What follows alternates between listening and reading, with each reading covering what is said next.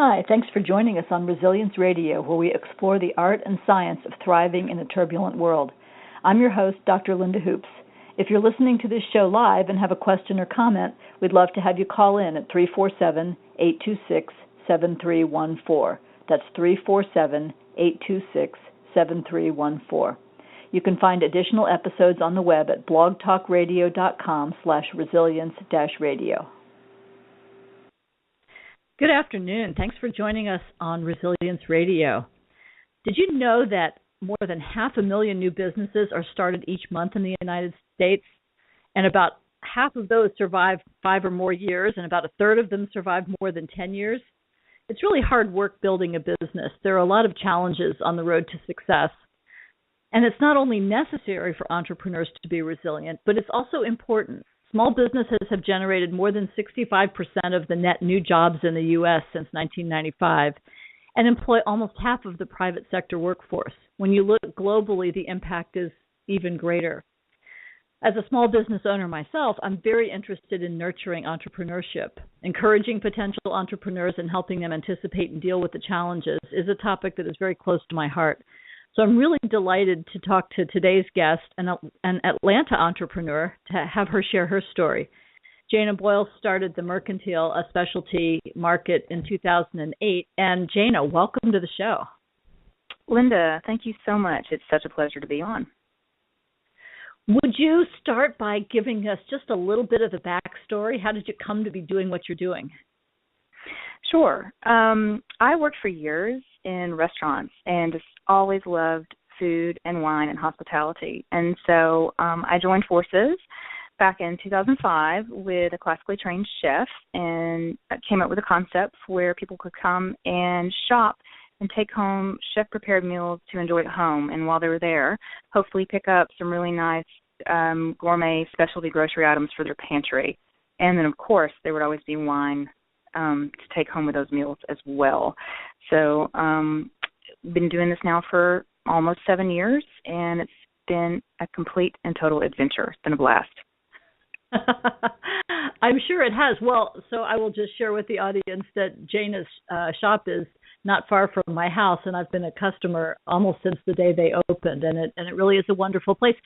But it's been interesting to see over the years you've been open, you've really continued to tweak and modify the concept. What are some of the things that have changed along the way as you've gone?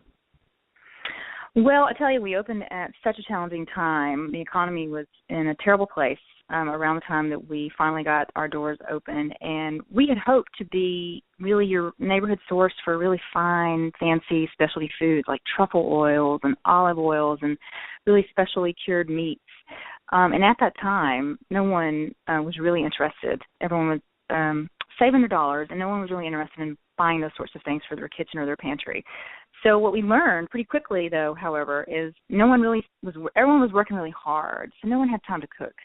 And we wound up shifting our focus away from the grocery angle onto the chef-prepared foods angle, and that became more or less 50% of our business. Everyone loves picking up our fresh meals, and that has kind of remained to be the case today, but we've been able to continue growing and tweaking on our grocery line, but we still find that everyone is more interested in the food that we make. That sounds great. I can say that I've been the beneficiary of some of those yummy meals. And I'm glad to hear that. You bet. Well, so tell me about some of the challenges you faced in your early days. You mentioned that the economy was tough. So what are some of the biggest challenges you faced in this process? I would say opening up in an unforgiving economy as an entrepreneur who didn't have a tremendous amount of experience as an entrepreneur at that time made it pretty hard to recover from mistakes. So I made a number of business mistakes. I think, we all make them when we get into business, but making them in an unforgiving economy made it pretty challenging. And so I had to learn fast, as did anybody that was on my staff, as well as my business partner. Learning to be flexible and being open and listening, and a lot of humility went into those first few years of what we were doing.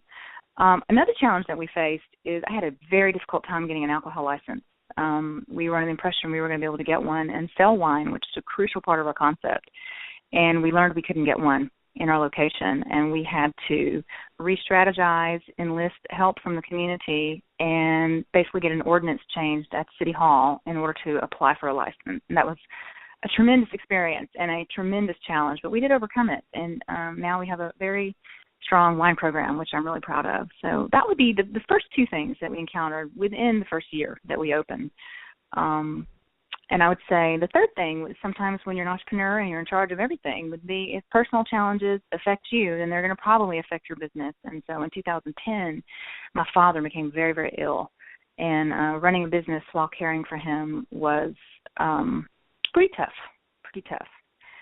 But we got through it. Well, real life doesn't stop while our businesses are going. So tell me about how did you manage that? I mean, he was living with you for a period of time. Is that right? That's right. So essentially my father had a medical emergency in the middle of the afternoon once, colon ruptured, and he was rushed into surgery. So it was very unexpected, very big emergency. And after his surgery, he developed another complication that put his life at risk, a tremendous amount of risk. So he was in and out of the hospital for 9 months. He developed a very terrible, frightening condition called abdominal fistulas. And this put him basically at bed rest. And he, in order to care for him and keep his bandages correct and make sure he didn't get an infection and also make sure that he didn't eat things he wasn't supposed to eat, I became his full-time nurse, overseeing his care along with the help of my brother. And so he moved into my home for the better part of 6 months and was in and out of the hospital that entire time, fighting infections and literally fighting for his life. And while that was going on, I was trying to keep the mercantile going and growing. And I found that what I had to do, I had no choice but to delegate and learn to call upon my team and to try to get people to do things for me that I might have ordinarily done myself. I had to let go of a few things at some really crucial times. And that taught me a lot about learning to let go and also learning how to prioritize. That was so hard. And then I learned how to operate without sleep. I was just going to ask how well you function on not much sleep. I remember, Linda, there was one time my father, I could hear him in the next room in the middle of the night, like bumbling around, and I heard him turn on the space heater, and it was like July. And I go in and I'm like, Dad, what's going on? He's like, I'm fine, just go back to bed. I just cold. And I'm like, Dad, it's July. So he turns out I had to rush him to the hospital because he had developed an infection. And so I was at the hospital with him at I think it was maybe 1 or 2 in the morning. We were stuck in the emergency room. I was with him in the hospital until 3 o'clock the next afternoon, and I had to leave there and go to work until 9:30 that night. And I don't know how, but sometimes your body and your mind just kicks into this way where you just keep going. And I think I've been out of bed for over 24 hours and didn't even cut or burn myself in the kitchen. So sometimes you do what you have to do. Absolutely. Well, I love what you were talking about earlier about how you turned all of that into a lesson in letting go and in figuring out how to delegate, which I think is absolutely one of the critical elements in having a business grow. So talk a little bit more about finding good people, because I know that's one of the greatest challenges in the food service industry, and I'm sure it's been true for you as well. Talk about the whole challenges of staffing. Yes, Linda, I would say my greatest challenge in the business that I run is personnel. Usually it's about availability or finding mining the workforce for skilled labor that's available and reliable, and, that doesn't come with, everyone comes with their own personal baggage. So if I have someone with child care problems, then I have child care problems. If someone has a pet sitting issue, I have a pet sitting issue. So it's very challenging, and the labor force that I work with. But on the other hand, I have been so blessed to have so many amazing staff members cross my path and who have sort of really, I feel like, gone the extra mile because they believe in what we're doing. And so for us, whenever I'm interviewing people, what I'm looking for is someone with spark. I find that if I detect someone really wants to punch a clock and just collect their paycheck, they're not going to work at the mercantile, because I'm gonna need them at some point to be flexible and helpful and energetic, because sometimes I can't be energetic. So I'm looking for people who have their own spark and their own passion, and usually they're on their way somewhere else in life, or they've got something else in their life that's driving them, whether they're in school or they have children or they're building their own business. I have examples of all three of those. We're right now working in my business who I feel like go the extra mile for us because I'm also supporting them in what they're doing by hopefully providing them with a fun, safe place to work and enhancing their skills as they go, which a personal passion of mine is kind of trying to enhance people's skills and knowledge as they're with us. And hopefully also I've had to learn as an employer, if I want to have great employees, I need to be flexible with what their needs are. So I have actually created positions for people based around their personal needs, which is usually school or childcare. But they have gone the extra mile for us because we feel like we're all in it together. So there's a beauty in that with entrepreneurship, I think, where everyone really feels like they're doing something together. And so that's taught me much these past 7 years. Have you seen any of your staff go on to be inspired to start their own businesses yet? I have had, I've got someone working with me now who's working on developing something herself. And I have had staff members go on to better jobs that have better options for them. And that makes me very happy, actually. Mm-hmm. And I've had people transition out of my job because they were ready to transition into a career or a passion of their own. And we're always very encouraging and supportive of that. They're usually very hard to let go of because they contribute so much. But we have seen a lot of our staff members move on in some neat directions. As I heard you talk about Spark, it occurred to me that one of the things you're probably looking for without necessarily specifically naming it is looking for resilience in people. I truly am. Yeah, it's I've been following your work lately and have been so inspired by how you've sort of helped clarify for me what resilience means, because I need people who are going to work independently and have a sense of initiative, and it comes from their positive outlook on life, because that's and they're very focused usually because they have other things going on, and they're people persons, so it's easy for them to connect with other mm-hmm. people and working as a team. And because we are very driven on service with our guests, we it's not uncommon for people to walk into our shop and our frontline staff member to know their name. So connecting with others, I think those are a lot of sort of resilient-oriented traits. I guess Spark is another way to put it, for sure. That's great. As you were talking about all this, I was having a flashback to a time when I drove cross-country by myself not too long after college. And I remember sitting on the floor in California after I'd had a flat tire on my car thinking, I don't want to be a grown-up. I'm really tired of this independent stuff. Have you ever had moments like that?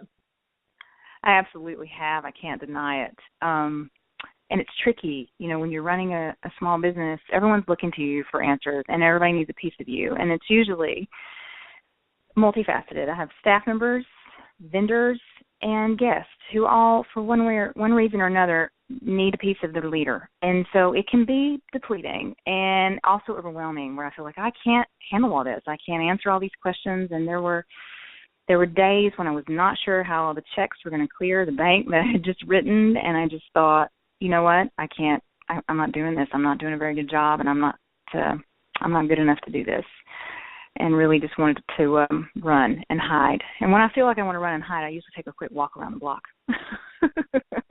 That's good. That's good. Absolutely. Yeah. So how has your own resilience shown up as you've faced these challenges? What are some of the resources and mindsets that you've found yourself drawing on when you encounter some of those moments?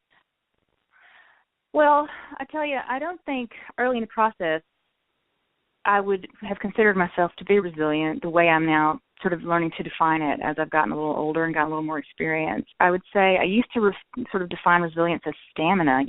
If I just keep going, if I keep pushing, if I work harder or become smarter, then this will work out. And that's the philosophy I really applied, not just for the past 7 years, but honestly for my entire life. If I just keep working really hard, this is going to work out. And so sometimes that would cause me to make emotion-based decisions or to blow through things and not consider all the facts. And at some point, if you keep, or at least for me, if I keep going that way, you face incredible burnouts.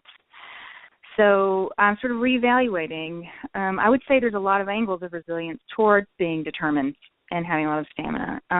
But now, kind of gone through this sort of indoctrination of resilience, by default of this process for the past 7 years, I've realized that the most important thing is attitude and being positive, which I know is a big part of your philosophy as well. And so no matter how hard things are, there's always a better way to look at it. And so I'm learning to work on that right now, and I'm really learning to kind of work on being mindful, which means, I think, being aware, which means you can make more clear decisions, and I think good decision-making and a good decision-making process is probably a very big part of resilience. And I've developed some things that kind of help replenish me lately. I've started going back to yoga. I've always been very active, very athletic, and so I put all of that off. I sort of considered my work my workouts, because it's a pretty physical job, working in the kitchen a lot and working on my feet.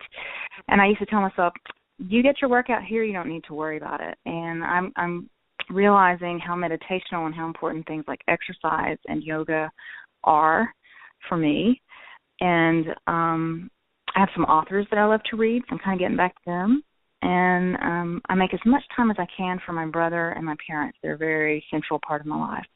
So those things help create a little balance so that I can call on these key attributes like being positive and confident and clear and flexible. So I'm hearing some things about taking care of yourself. I'm hearing some things about a support system in your family. Yes, all those things. About mindfulness. All the things those are I would say I didn't do in the beginning. I'm doing them now. Well, I think about the notion that the world is our resilience gymnasium, and I think entrepreneurship is a concentrated form of that, where you really do get a lot of chance to practice and build those muscles. Truly, yes. Oh my gosh, and you have to love it. That's the other thing. You got to really love diving into these challenges. I would guess that resilient people probably love being resilient, if that makes any sense. They probably love those challenges that make them even more resilient as they go through them. So entrepreneurship is definitely a good opportunity for that. Absolutely. It's true. And it's really interesting because working in organizations, sometimes we find people who are really resilient who are scaring the heck out of the people around them because they actually enjoy the challenges so much. They don't necessarily get that it's not quite as easy for some of the people who are working with them. Oh, that's a good point. Yeah. Yeah. But that's why they look to you as the leader. You're the role model. I guess so. God help them. So one of the other things that I think is important in keeping us going as entrepreneurs is just this notion of finding joy in our work. Absolutely. Absolutely. That has been challenging on days, I can tell you, when you're overwhelmed by so many demands. But if there's no joy found in what I do, I don't know where I would be. I would say, for me, truly gratifying when we get to take care of our guests and make their lives easier. We have a lot of very busy families. We sent meals to people when they've lost a loved one or had a baby, and we're now to a point where we're seeing children grow up in families and they're coming in and shopping. And so we really feel like we are part of people's lives. We're part of the community. And so that's very gratifying. I love turning people onto new wines. And so when, you see their face light up when they try something new, I love that. Also, another angle, I think, of joy in my work is we're creating something completely from scratch at the Mercantile. Our concept's fairly new to the city, to the southeastern region, I think. And we're, sometimes we have to figure out how to unlock the door every day, which I know sounds silly, but, putting procedures into place and how are we going to do something, some even the simplest places. Because a lot of businesses have been doing things for so long that we take for granted that when you're creating something completely from scratch, what a challenge it is. So when we bring a team together and put new systems and procedures into place or new sales ideas and we see it work, it's truly thrilling. And so I love that part of entrepreneurship, that notion of developing a business and developing a plan and all that fun stuff. And again, just working with my staff and seeing them grow and develop is a big part of what I do every day is, and we do it together because, I am certainly growing and developing and have much, much to learn still. So I love that when that's happening with a team. There's a never-ending set of learning opportunities, I think. Truly. Yes, truly. Tell me about role models for you. I know that you told me that you're a third-generation entrepreneur, but I know that the early entrepreneurs in your family were not in the same kind of business that you're in. So talk to me a little bit about them or any other role models that come to mind for you. Sure. One of the gifts that came from my father's illness that I mentioned earlier is that I spent a lot more time with him than I would have ever had he not been sick. And so I would very often be at the hospital, sitting at his bedside, and he would coach me on a business. My father's had his own business now for over 30 years, and I'm amazed by his success and all of the things that he knows. And so I have come to feel he is my primary role model in business. His father was sort of an unstoppable entrepreneur by nature. He was always selling something or reselling something. I remember him as a child would set up on the roadside and sell fruit and produce, which is very common in the rural area where I grew up. So he always had something going. I guess I come by it honestly, I suppose. Very cool. You talked a little bit about how you help others cope with turbulence, about how you help your employees, maybe providing meals and things like that when people are, going through tough times. Do you think that what you do helps your clients be more resilient too? Well, gosh, I like to think so. I like to think we do provide a service. We make fresh food every day, and so I like to think it's fairly nutritious, fairly well balanced, and so it's a nice option over fast food or takeout food, and it's a lot of the times it's comfort food. So that's just a very nurturing thing that I think we like to do for our clients, and honestly, because we consider ourselves to be sort of a hub in the neighborhood. People come in. I like to think they come in not just to buy the food, but to say hello and to see us and feel part of something. And I've had watched so many of my staff members bond with our guests. Or I love when guests come in or run into each other and they're like, "I haven't seen you in weeks. How are you?" So I feel like we do sort of provide a community clearinghouse for connecting with your neighbors, if you will. Yep, absolutely. You mentioned that this is a new concept for the Southeast and for the area. That's probably got to be a bit of a double-edged sword because it means that you don't have a lot of direct competition, but it also probably means that you have to get your idea across to people about who you are and what you want to be. It is so challenging to get people to pay attention to what you're up to because everyone's, bombarded with a lot of stimulus, not even just in advertising and promotions, but in their everyday life. So when we're trying to put a new idea in front of people, I'm honestly still trying to figure it out. And our primary approach is doing what we do every day really well and hopefully letting our service and our products speak for themselves. But I'm hoping to add another layer to that in some way throughout these next year or two. What's next for you? Do you have some ideas about how you want to continue to expand and grow? I would love to expand. People call me constantly asking me to open up in other neighborhoods in the area, and it is so hard for me to manage our four walls. So I can't imagine having more than the four walls we currently own, but we are growing. And so I am hoping to find a way to, get some additional funding or find an investor or find a way to work in some way with a group of people or person that might help us take what we do to a little bit bigger level, not too big, because we like to keep it, kind of neighborhood-like, but would love to do what we do, more of it, and keep getting better every day, hopefully. I think that's the next level of challenge of letting go and delegating to other people is finding people who could maybe be prepared to open up another location. Yeah, and so really what I should say, our very first goal will be to get the current mercantile, our current four walls, operating with systems in place and being organized and focused so that we can replicate that. So that makes a lot of sense. We're working on that now. Yeah. Mm-hmm. Yeah, that would Getting be our goal. Efficiency. That's great. Mm-hmm. What recommendations do you have for others who are considering or pursuing an entrepreneurial path? Any wisdom that you'd like to pass along?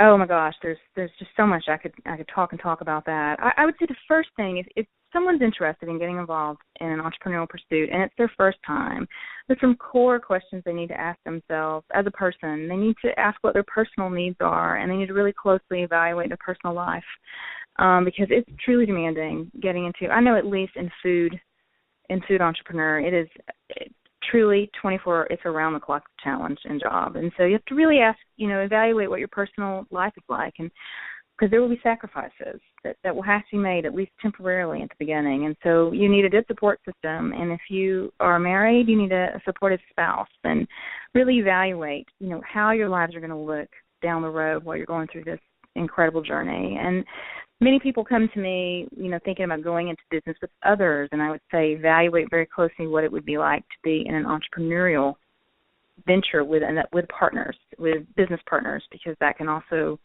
be really challenging. I think there are some people who are great in business partnerships and others who are best starting their own business independently on their own. So there's those kinds of questions. I would say there's lots I could say about developing a new business from a financial and business standpoint, but the first thing to do is evaluate your own life and your own self before you take that plunge. Do you find yourself coaching a lot of entrepreneurs? Do people come to you for advice? There are a lot of folks that come in the shop that I find myself talking to, and I'll tell you, at the Mercantile, something that has become a specialty for us is helping new products launch in the city. We have launched been part of a launch of a lot of first-time products in the city of Atlanta that are now quite successful all around town. So people come to us to help, because they feel like we are a good venue for their products. They're usually locally produced, artisan-produced food items, and we love it. We have a blast. That's also another thrilling joy in what we do. And so in that process, I'm working with these producers who make, whether it be artisan butter, or right now we're doing kombucha, and cold brewed coffee is a big thing, which we're a part of here in Atlanta. And I find myself talking with all these folks who started these products almost always out of a passion for them, about their process and how they're building their business and how they're taking care of themselves. And so I enjoy that. I do, because I feel like I have now 7 years, a little bit to share. Hopefully it's not too bossy. So, yeah, I enjoy that. Are you an oldest child? I am. How can you tell? Because I am too, and one of the descriptors that you used about yourself, bossy, is a way that oldest children sometimes see themselves as coming across. But I don't see that, but I think it is part of what hysterical. Helps you. Yeah, part of what helps you move into that leadership role. Mm-hmm. A last question for you. How can people find out more about you and your business? So if someone was interested in learning more about your company or wanted to come by there, where would you send them? Oh, I love it. Well, you can find us certainly on the World Wide Web at www.themercantileatl.com. And if you search The Mercantile, and that's MERCANTILE, Atlanta, you'll find us on there. I'm also on LinkedIn. I have a pretty active profile on there, and you can find me, Jana Boyles, through LinkedIn as well. You should be able to find my email address also on our website. I would be happy to talk to anyone who's heard me on your show. How exciting. Great. I realized there's one other thing I promised I would ask in the description of this show. I said maybe we'll get some wine tips along the way. So talk to me about resilience and wine and any advice you would give us on loving wine. Oh, I love it. Well, wine is a personal passion for me, so it, of course, takes a big role at the Mercantile. And one of my favorite things to say at the shop is food is storytelling and wine is mythology. My favorite thing about wine are the stories it tells. We've been making wine pretty much since mankind has been able to walk the planet on 2 feet, and we always find a way. In our various societies, almost every society that's civilized is producing or has produced wine, and it's in history everywhere. And so it's, to me, a very fascinating thing, because whatever juice that's in that bottle theoretically reflects the land that those grapes grew on, the man or woman that grew it, and the man or woman that processed and invented it. And so there's a story in every bottle. And what we love to do at the Mercantile is find off the beaten path wines. Usually there's a renegade winemaker or story behind almost every bottle on our shelf. So in my view, if you're enjoying wine at all, then you're enjoying a little bit of resilience, because you're enjoying something that's come through our civilized societies for centuries and centuries. And so, I encourage everyone to get their favorite bottle out tonight and pop it open. I love that. That's excellent. And I really love the notion that wine is mythology. And, yes. I mean, I'll take that away. It really is. And, I'll tell you another quick anecdote about wine is if you get to know certain wineries in certain places, particularly in Europe, when you're looking for old vine wines, what's neat about a lot of these wines is the wines that often have the most character are the vines that grow in the most difficult conditions. So very often you look for wines that grow in arid or dry or rough conditions, because the harder the grape must strive to grow, the more character it develops. So, there's some resilience right there. Yeah, it's a really neat thing about wine that I've always loved. A great metaphor. I love that. Yes, well, and it's true. Much. Yeah. I You're really welcome. appreciate you being on the show today, and I look forward to stopping by the shop again soon. So to our listeners, thanks for tuning into today's episode. If you liked what you heard, please, you can find past and future episodes on the Resilience Radio page, which is blogtalkradio.com/resilience-radio. You can subscribe there or on iTunes, and please spread the word. We want to grow our audience.